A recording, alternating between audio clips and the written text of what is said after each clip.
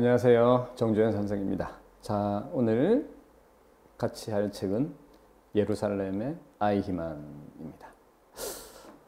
이 책은 독일 출신의 유대계 철학자이자 정치 철학자인 하나 아렌트라는 분이 쓰신 책이에요. 하나 아렌트는 위대한 철학자 하이데거의 총망받는 제자였는데 2차 대전 때 유대인이라는 이유로 탄압을 받다가 미국으로 망명해서 굉장히 큰 어려움을 겪다가 학자로 이름을 떨칩니다. 굉장히 큰 어려움을 겪은 가장 큰 이유는 지금은 뭐 독일 사람들이 영어도 잘하고 당연히 미국 영미권의 사고를 굉장히 잘하지만 이때만 해도 독일은 대단한 나라였기 때문에 굳이 미국의 말, 영국의 말을 배우려고 하지 않았던 거예요. 그래서 영어를 잘 하지 못하고 또 아무런 기반 없이 미국으로 갔잖아요. 그래서 본인이 너무너무 큰 고초를 겪으면서 그 부당함, 인종만으로 인간의 모든 권한과 생명을 뺏는 그 나치 독일에 대한 한이 이제 사무치게 된 거죠. 그래서 미국에 있는 유대인으로서 독일의 만행을 2차 대전 당시에 독일의 만행에 굉장히 많은 주목을 했던 분입니다. 그래서 전체주의의 기원이라든지 이런 독일 제국의 문제점 이런 것들을 굉장히 많이 글로 남긴 사람이에요. 이 아렌트가 1961년 있었던 소위 말하는 이제 아이히만의 재판, 즉 예루살렘의 재판을 전후해서 바라봤던 좀 충격적인 부분들을 책으로 낸 것이 예루살렘의 아이히만입니다. 충격적인 부분이라 하면 이제 우리가 읽어 나가겠지만 악마의 화신인 줄 알았던 아이히만은 실제로 평온한 표정으로 나는 윤리적인 잘못은 있지만 법적으로는 책임이 없다. 나를 처벌해서는 안 된다라는 합리적 주장을 반복하는 데서 받은 충격이었어요. 이 사건은 사실 한 아렌트뿐만 아니라 많은 사람들을 정신적인 어려움으로 빠뜨렸다고 합니다. 그래서 사실 아이히만이 유죄 판결을 받고 처형을 당했음에도 뭔가 찜찜한, 오히려 처벌을 한 사람들이 패배한 듯한 그런 정신적 공황 상태를 만들어 버렸습니다. 그래서 이 부분에 대한 어떤 진단을 해낸 책이 예루살렘의 아이히만이죠. 자, 일단 우리는 아이히만 사건의 개요를 바라보도록 하겠습니다. 오토 아돌프 아이히만은 1960년 5월 11일 저녁 부에노스아이레스 교회에서 체포되어 9일 후 이스라엘로 압송, 1961년 4월 11일 예루살렘 지방법원을 재판받기 위해 이송된 뒤 15가지 죄목으로 기소되었다. 다른 사람과 함께 그는 유대인에 대한 범죄, 인류에 대한 범죄 및 나치스 통치 기간, 특히 2차 대전 동안 전쟁 범죄를 저질렀다. 그에 대한 재판의 근거가 되는 1950년 입안된 나치스 및 나치스 협력자 처벌법은 이러한 범죄 가운데 하나라도 범한 자는 사형에 해당한다고 규정하였다. 각각의 제목에 대해 아이히만은 기소장이 의미하는 바대로는 무죄라고 주장했다. 아이히만은 신 앞에서는 유죄이나 법 앞에서는 아니다라고 이 질문에 대답했다. 피고 측의 근거는 당시 존재하던 나치 법률 체계 하에서는 아무런 잘못도 하지 않았고 기소당한 내용이 범죄가 아니라 국가적 공식 행위이므로 여기에 대해서는 어떤 나라도 재판권을 행사할 수 없으며 복종을 하는 것이 그의 의무였다는 것이다. 유대인을 죽이는 일에 나는 아무런 관련도 없다. 나는 유대인이나 비유대인을 결코 죽인 적이 없다. 나는 유대인이든 비유대인이든 죽이라는 명령을 내린 적이 없다. 자, 악귀가 잡혔습니다. 그런데 그 악마가 나는 법대로 했으니 독일 제국의 법을 처벌하든지 나는 처벌할 수 없다라고 얘기를 하죠. 이 아이히만에 대해서 얘기를 하자면 이 아이히만은 히틀러와 아주 많은 것을 공유하는 좀 약간은 그런 히틀러의 아류 같은 인물이에요. 히틀러의 아류 같은 인물이라는 거는 나치즘은 독일이라고 우리는 보통 얘기를 하는데요. 히틀러는 원래 오스트리아 출신이에요. 오스트리아 출신이라는 것은 또 무엇을 의미하느냐 하면 독일은 통일이 되는 과정에서 북쪽의 베를린과 남쪽의 오스트리아, 그 다음에 뮌헨이나 프랑크푸르트 이런 데로 나뉘었어요. 즉 북쪽의 베를린이 중심이 된 프로이센이 독일을 통일을 하긴 했지만 실제로 인종적으로는 인종적인 게르만이라는 인종적인 정체성은 오스트리아가 조금 더 정확하다고 볼 수 있습니다. 순혈에 가깝다고 볼 수 있죠. 이 게르만족은. 그래서 독일 통일이 되는 과정에서 일종의 프랑크푸르트 대표, 뮌헨 대표, 뭐 작센 지방의 대표, 뭐 프로이센 제국의 왕국의 대표, 오스트리아의 대표 이런 사람들이 모여서 거대한 게르만의 회의를 하는데 베를린에서 온 프로이센 대표가 우리 게르만이 그랬더니 오스트리아 대표가 비웃습니다. 야! 너희들은 실제로 게르만이 아니지 않냐? 너희들은 러시아가 섞인 짬뽕 아니냐? 라고 면전에서 면박을 줍니다. 그 정도로 이 오스트리아가 우리는 게르만이다 라는 것을 굉장히 많이 자부심을 가져요. 그래서 우리가 독일을 German이라고 하잖아요. 그죠? 근데 그거를 오스트리아 사람들은 굉장히 불편하게 생각을 해요. 이거는 제가 오스트리아를 여러 번 갔었기 때문에 오스트리아 사람들한테 물어보니까 뭐 틈나는 대로 물어봤었거든요. 그러면 다 기분 나쁘다고 그래요. 우리가 German이라는 거죠. 그죠? 그리고 표준 독일어는 오스트리아 독일어다. 이런 데 대한 프라이드 같은 것들도 굉장히 강해요. 마치 영국인들이 표준 영어는 영국식 영어다 이렇게 얘기하는 거 되게 비슷하더라고요. 그래서 이럴 수 있겠구나라고 생각을 했는데 그렇게 독일 통일 과정에서 오스트리아는 떨어져 나오면서 게르만에 대한 어떤 그 민족적 자부심 같은 것들이 굉장히 큰 상처를 받아요.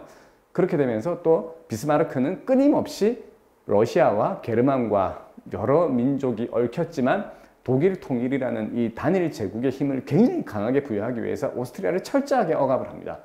그런데 히틀러는 그러한 오스트리아라든지 또는 오스트리아처럼 게르만의 정체성이 강한데 돈은 있으나 정치적인 힘, 군사적인 힘이 없었던 뮌헨 지방 사람들을 꼬시기 시작을 해요. 그래서 우리가 통일 도는 과정에서 소외당했지만 실질적인 통일을 다시 해내겠다라는 식의 사인을 이 남부 독일계 지방, 남부 게르만 지방에다가 펼쳐요. 그래서 수많은 오스트리아나 뮌헨 같은 이 돈은 많고 고전적인 이런 지역의 사람들이 나치즘의 주체가 됩니다. 상대적으로 기업과 노동자가 많았던 베를린이 거기에 역습을 당하죠. 그래서 히틀러가 뮌헨에서 베를린으로 했던 그 노동자 대행진이라는 그 동안에 베를린에 있던 좌파 계열의 노동자들이 히틀러의 어떤 여러 가지 선전에 넘어가면서 독일이 완전히 이제 나치즘의 세계로 들어가게 돼요. 그래서 여러분들 물론 뭐 베를린에도 그런 사람들이 많고 한 걸로 알고 있지만 독일을 대표하는 베를린이라든지 프랑크푸르트 이런 도시들에서는 사실은 우리가 생각하는 것만큼 인종적인 생각을 별로 하지 않습니다. 뮌헨이라든지 오스트리아가 이게 지금도 많이 남아 있어요. 그래서 이 오스트리아 출신이죠. 그래서 오스트리아 출신들이 이때 독일한테 통일해서 깨지고 오스트리아 자체는 1차 대전에서도 패하면서 거의 폐허가 돼요. 그러다 보니까 돈이 없고 미래가 없는 수많은 오스트리아 젊은이들이 히틀러를 중심으로 뭉치죠. 그 중에 한 명 역시 아이히만입니다. 아이히만은 중산층, 아마 아빠가 변호사였던 걸로 기억을 해요. 그러나 본인은 별 보잘것이 없었거든요. 그래서 자신의 기회로 삼은 것이 나치였던 거죠. 일종의 출세수단이었습니다. 자, 아이히만은 자신의 죄를 고백을 합니다. 아이히만이 본 것은 다음과 같았다. 유대인은 큰 방에 있었다. 그들은 모두 옷을 벗으라는 명령을 받았다. 그리고는 트럭이 도착해 그의 방의 출구 앞에 정차했고 벌거벗은 유대인은 그 트럭으로 들어가라는 명령을 받았다. 문은 닫혔고 트럭은 떠났다. 얼마나 많은 유대인들이 들어갔는지 저는 알 수 없었어요. 저는 거의 쳐다볼 수 없었기 때문이죠. 저는 볼 수 없었습니다. 볼 수 없었어요. 그걸로 충분했습니다. 비명소리가 났고 그리고 제가 뮬러에게 나중에 보고할 때 말한 것처럼 저는 큰 충격을 받았습니다. 이 뮬러라는 사람은 그 아이히만의 상관인데 이 사람도 나중에 이탈리아의 유대인한테 굉장히 큰 비판을 받죠. 자, 그러나 그에게서는 제 보고서가 별 도움이 되지 않았습니다. 그리고 저는 그 차량을 줄곧 따라갔고 제가 평생 동안 본 것 중에 가장 끔찍한 광경을 보았습니다. 트럭은 넓게 파인 구덩이 앞으로 가서 문을 열었고 시신들이 쏟아져 나왔습니다. 마치 그들이 살아있는 것처럼 사진은 아주 유연했습니다. 그들은 구덩이 속으로 던져졌고 한 민간인이 치과용 집게를 들고 가지고 이를 뽑는 것을 볼 수 있었습니다. 이제 금리 같은 걸 뽑은 거예요. 자, 잠시 후 저는 떠났습니다. 제 차에 올라타서는 더 이상 입을 열지 않았습니다. 그 일이 있은 후 저는 몇 시간 동안 운전기사 옆에서 아무 말도 하지 않았습니다.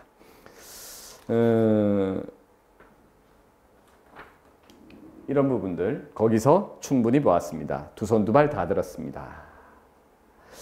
자, 그러니까 이제 이런 부분들 자신이 어떤 짓을 했는지 정도는 아이만도 인정을 하는 거예요. 그러나 지금 여기서 뭐가 문제냐면 나는 시키는 대로 했다는 얘기예요. 이건 뭐하고 비슷하냐면 우리 왜 5.18 민주화 운동이라든지 이런 데서 진압군이 하는 얘기하고 비슷한 거예요. 상부의 명령에 의해서 나는 합법적인 명령을 수행했다. 이런 식으로 생각을 하는 것이죠. 그러니까 처벌을 하려면 누구예요? 그 상부의 명령권자를 처벌해야지 나를 해서는 안 된다라는 논리를 피우는 겁니다.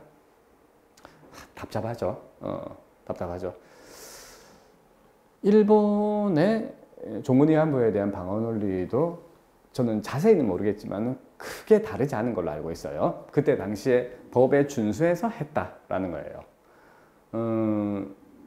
이게 참 어려운 얘기입니다. 그래서 본인은 도덕적으로 문제가 있다는 것을 아는데 사실은 그건 내가 명령한 건 아니다라는 거예요. 참고로 이 아이히만이 주로 많이 했던 건 뭐냐면 원래 이제 이 유대인 수용소는 처음에는 유대인을 모아서 분리하는 데 목적이 있었어요. 분리. 그 다음에는 이 사람들을 수용해버립니다. 포로처럼. 그 다음에 2차 대전이 진행되면서는 죽여요. 소각.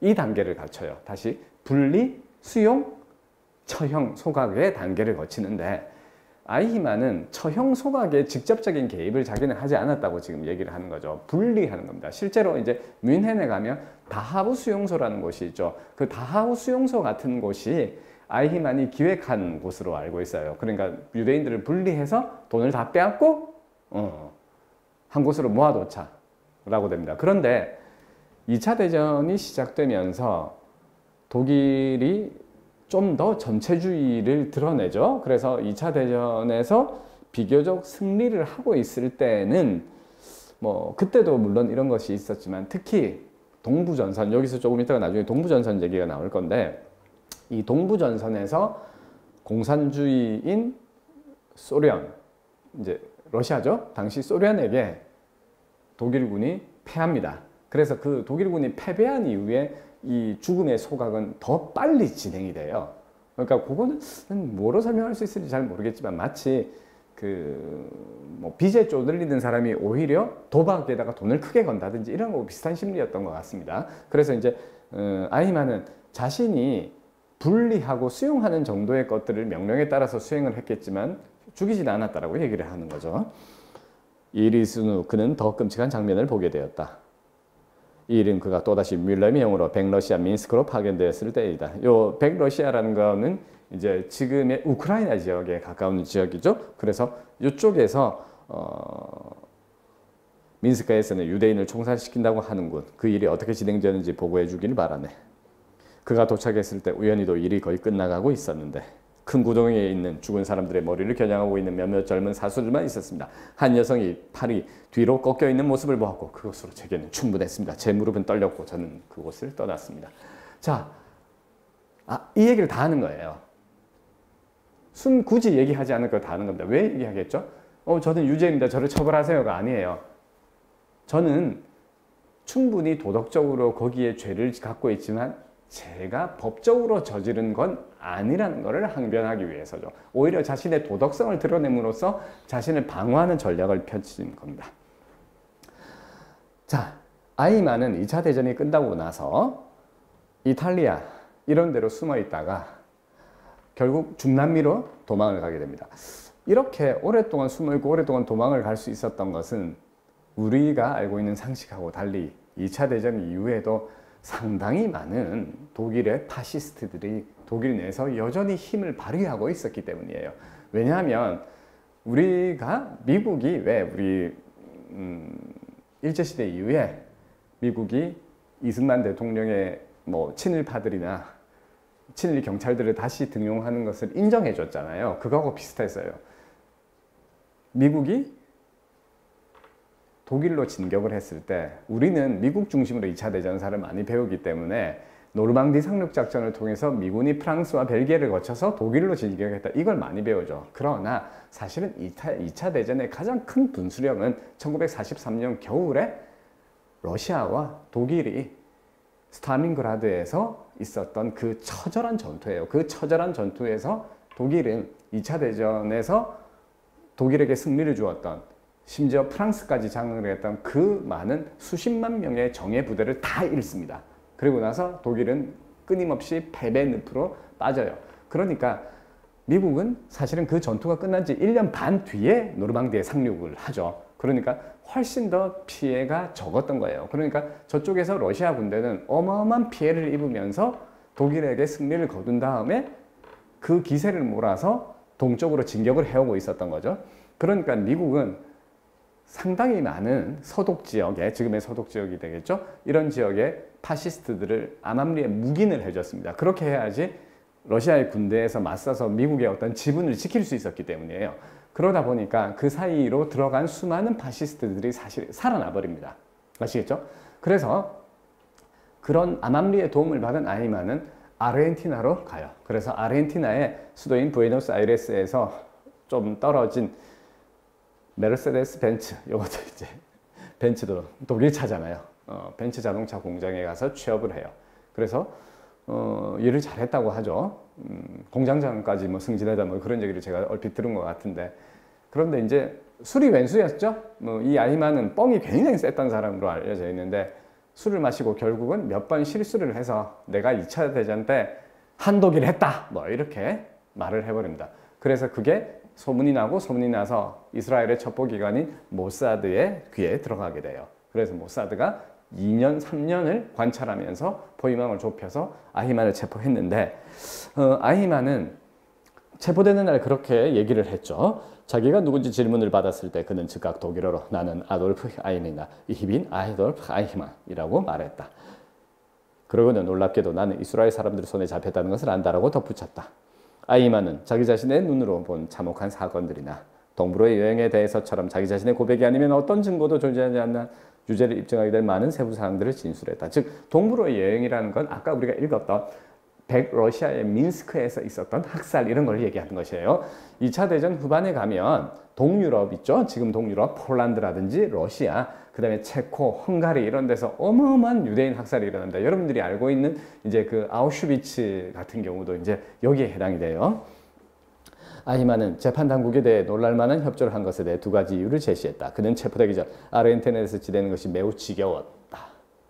참 그렇죠. 이런 나쁜 놈도 지겨워해요. 1년 만쯤 저는 독일 여행을 마치고 돌아온 지인으로부터 어떤 죄책감과 같은 느낌이 독일 청년 일부의 마음을 사로잡고 있다는 말을 들었습니다. 이 부분이 참 도덕적으로, 윤리적으로 무서운 얘기입니다. 이러한 죄책감, 컴플렉스와 같은 사실이 제게는 말하자면 마치 인간의 태운 우주선이 달에 처음 도착한 것과 같은 획기적인 사건이었습니다. 그것은 저의 내면 생활의 핵심 속의 한 점이 되었고 그 뒤로 많은 생각이 결정체처럼 얽혀치여 이것이 바로 수색대가 제게 접근했다는 것을 알고도 도망가지 않은 이유입니다. 독일 젊은들 사이 죄책감에 대한 대화를 나눈 뒤 저는 더 이상 잠적할 권리가 없다는 것을 알게 되었습니다. 이 또한 제가 신문이 시작될 때 서면 진술서에서 제 자신을 공개 처형하고 제안한 이유입니다. 이게 무슨 말이냐면요. 아히만의 아는 사람이 독일에 가서 왔더니 독일 사람들이 죄의식에 빠져 있대요. 어떤 죄의식일까요? 아, 우리는 2차 대전을 일으켰다. 수많은 유대인을 죽였다. 이런 것들이라는 거예요. 그런데 아히만은 그럴 필요가 없다고 생각을 하는 거예요. 왜 그럴까요? 아히만의 생각은 무엇이었을까요?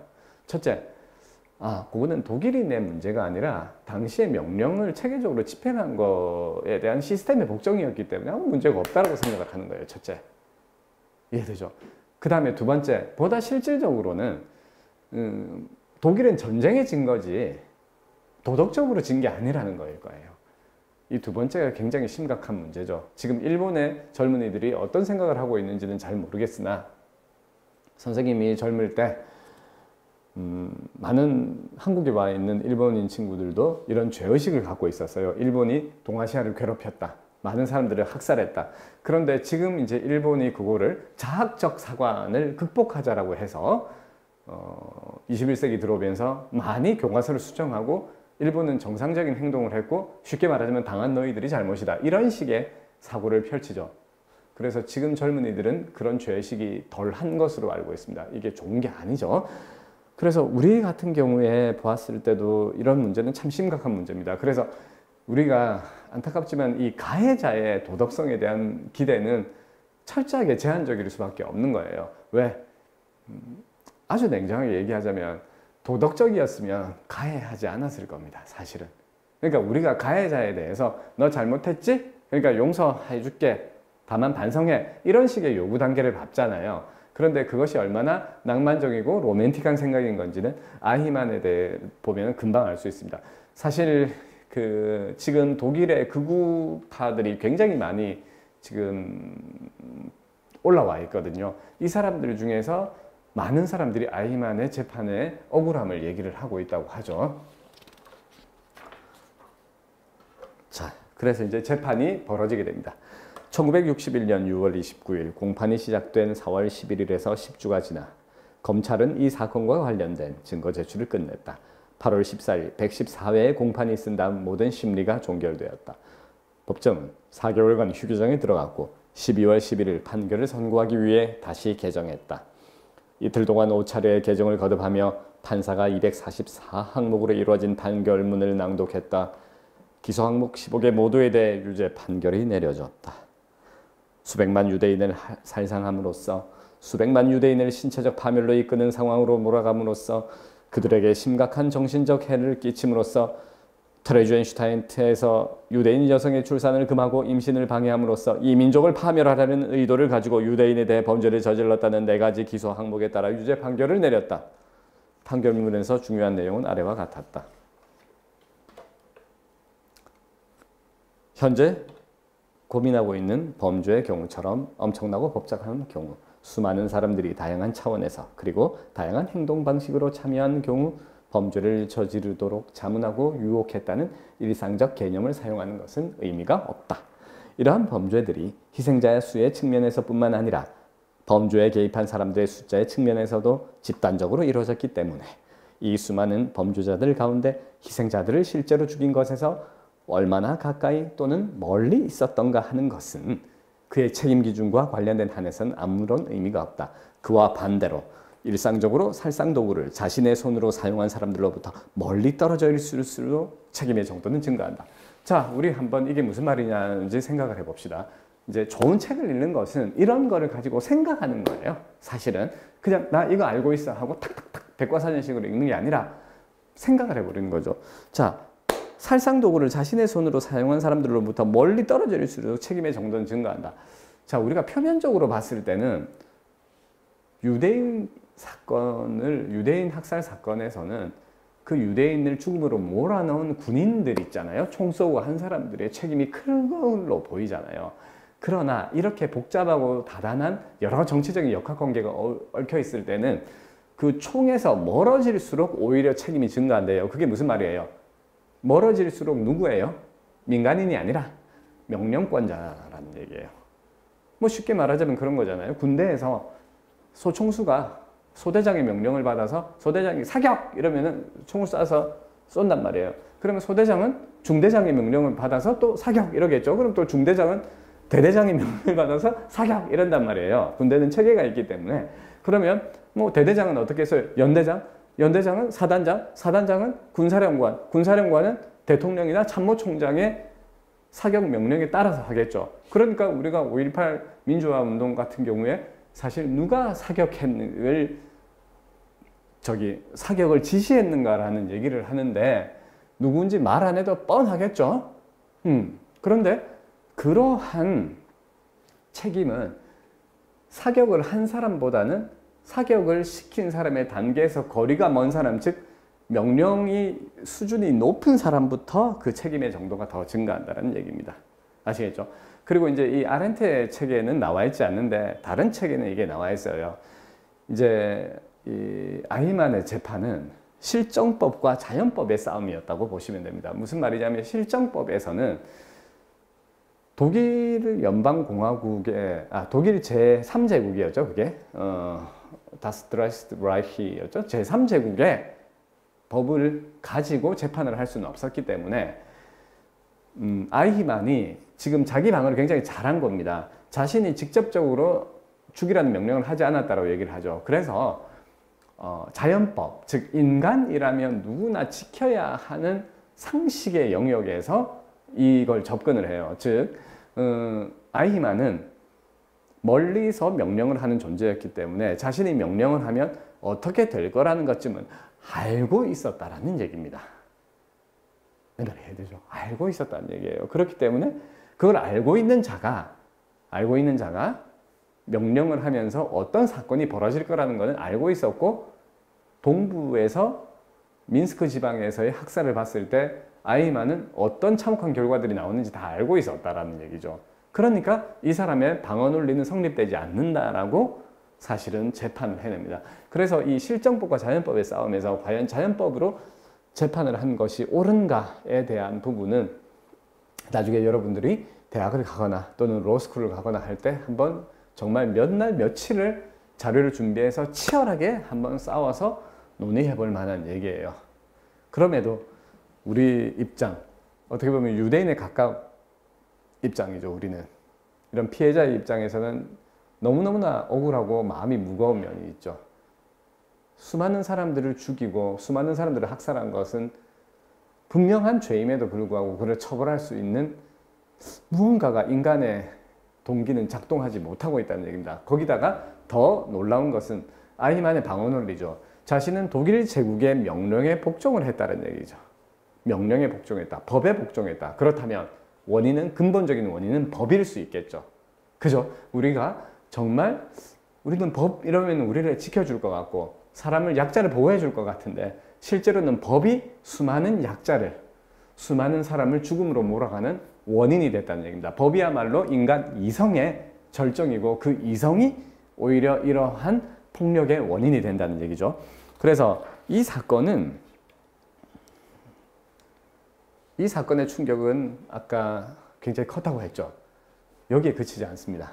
그래서 미국의 유명한 의사이자 심리학자인 스탠리 밀그램이라는 사람도 이 사실을 알고 굉장히 큰 충격을 받은 거예요.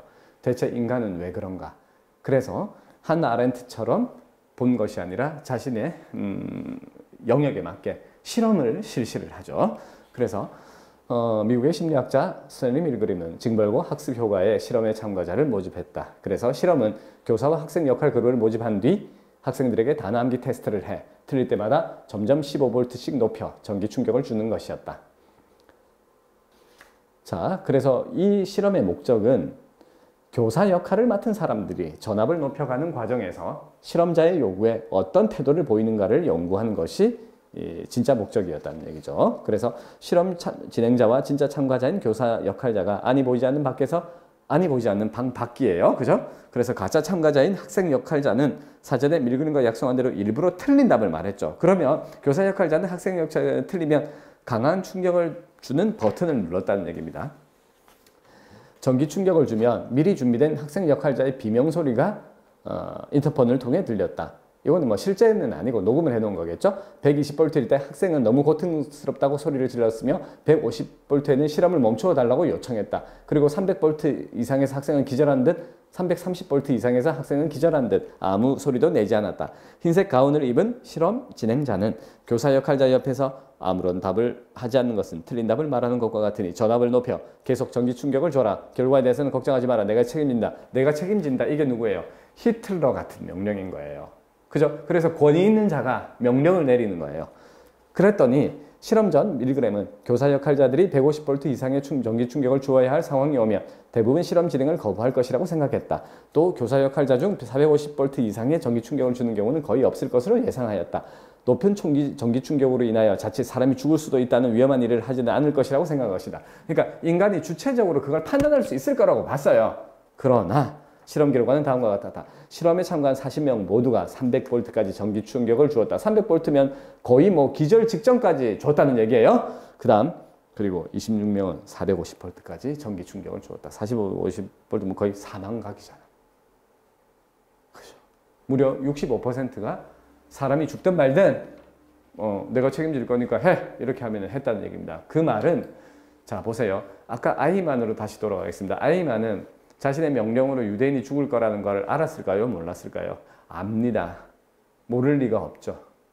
그런데 시키니까 해요. 법이니까 합니다. 여기 실험 참가자들도 마찬가지죠. 그래서 여기에서 서글픈 결론, 오늘 어떻게 보면 서글픈 결론이 나타나요. 인간은 소극적이고 수동적인 존재라는 거예요. 아히만도 그렇고 실험 참가자도 그렇고 어찌 보면 우리 모두가 그런 거죠. 그 다음 인간은 이성에 의해서 주체적으로 사고하는 것이 아니라 안타깝지만 이성은 법이나 이런 명령의 이름으로 우리를 더 수동적이고 더 방어적이며 또 자신을 방어하기 위해서 더 공격적인 행위를 합리화하는 수단으로 사용된다는 얘기예요. 이게 아이히만을 지켜본 그리고 그 아이히만을 보면서 분개한 한 아렌트나 스타인 밀그램이 동시에 내린 결론입니다. 물론 이 슬픈 결론, 서글픈 결론에서 우리는 새로운 힘을 얻을 수 있어요. 자, 이성, 법, 맹신하지 마라가 된다는 얘기입니다. 세월호 사건 때 정권이, 권력이 가만히 있으라, 시키는 대로 하라 라고 했죠. 그리고 그 비극은 어떤 결과를 낳았는지는 아실 겁니다. 우리가 신주단지 모시듯 하는 이성, 우리가 당연히 믿는 국가, 법 이런 것들이 엄청나게 큰 오류나 엄청나게 큰 비극을 초래할 수 있으며 그것이 아이히만과 같은 괴물을 오히려 합리화시킬 수 있는 그러한 큰 문제를 일으킨다는 것. 그것이 바로 이 책을 우리가 읽으면서 얻게 될 교훈이 될 것입니다. 네, 그러면 긴 시간 동안 수고 많으셨습니다. 다음에 또 뵙죠. 안녕히 계십시오.